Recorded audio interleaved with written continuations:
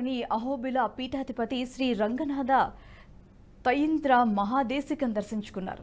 దర్శన అనంతరం తయింద్ర మహాదేశికన్ని ఆలయ అధికారులు స్వామివారి శేష వస్త్రంతో సత్కరించి తీర్థ ప్రసాదాలను అందజేశారు. రంగనాథ మహాదేశికన్ మాట్లాడుతూ అహోబిల మఠంపై మాజీ ప్రధాన అర్చకులు రమణ దీక్షితులు చేసిన వ్యాఖ్యలను ఖండించారు. అహోబిల దేవస్థానంకు మఠం తరపునే ఆభరణాలు చేయించామని గుర్తు చేశారు.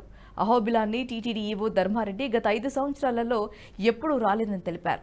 ఆలయంలో గుప్త నిధుల కోసం ఎలాంటి తవ్వకాలు జరగలేదని తెలిపారు.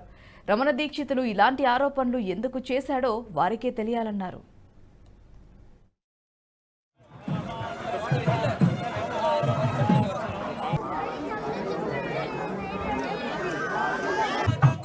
ఈ వీడియో మీకు నచ్చినట్టయితే లైక్ చేయండి, 10 మందికి షేర్ చేయండి. అలాగే కామెంట్ల రూపంలో మీ అభిప్రాయాలను మాతో పంచుకోండి. Nationalist hub group of channels ను సబ్స్క్రైబ్ చేసుకుని తెలుగునాట జాతీయవాద జర్నలిజాన్ని ప్రోత్సహించండి. ఈ వీడియో కింద ఉన్న బెల్ ఐకాన్ పై క్లిక్ చేయడం మర్చిపోవద్దు.